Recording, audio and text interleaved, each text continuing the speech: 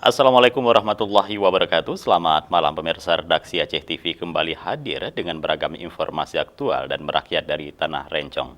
Untuk edisi lembaran kerja hari ini Rabu 11 November 2020 bersama saya Jufrizal, inilah laporan selengkapnya.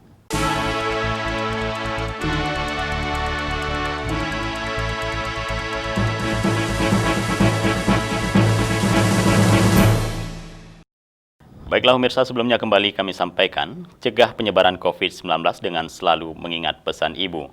Pemirsa selalu terapkan 3M dengan memakai masker, mencuci tangan, dan menjaga jarak. Bersama kita putuskan mata rantai penyebaran virus corona menuju Indonesia sehat, Indonesia maju. Baiklah saudara, kita awali dengan laporan perdana. Pemirsa, perayaan Maulid Rasul di Dayah Al-Fatani Darussalam Gampung Pungai Blangcut, Kecamatan Jaya Baru, Kota Banda Aceh berlangsung meriah, dihadiri santri dan undangan dari berbagai dayah di Kota Banda Aceh dan Aceh Besar.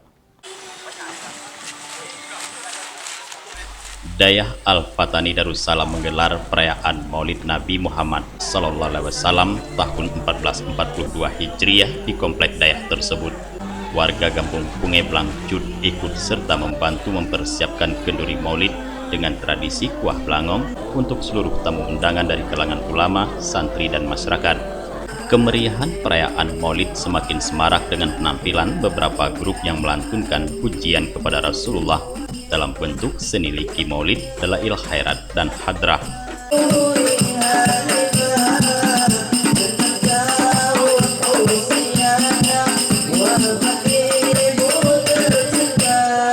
Wakil Ketua MPU Aceh Tengku Hasbi Al-Bayuni menyampaikan, semaraknya perayaan Maulid di Aceh menunjukkan besarnya rasa cinta masyarakat Aceh kepada baginda Rasulullah, sehingga tradisi Maulid di Aceh berlangsung selama 3 bulan. Namun, Abi Bayu juga mengingatkan masyarakat untuk tetap mengikuti protokol kesehatan.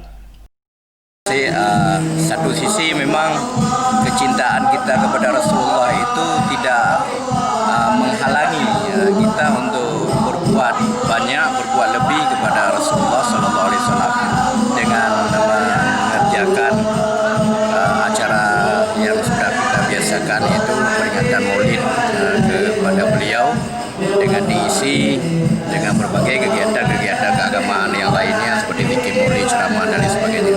Namun satu sisi yang lain kita mesti menjaga protokol kesehatan sebagaimana yang telah disampaikan atau diarahkan oleh pemerintah kepada kita semua untuk menjaga, bukan hanya menjaga diri kita tapi menjaga juga teman-teman atau orang-orang lain yang hadir ke acara maulid ini.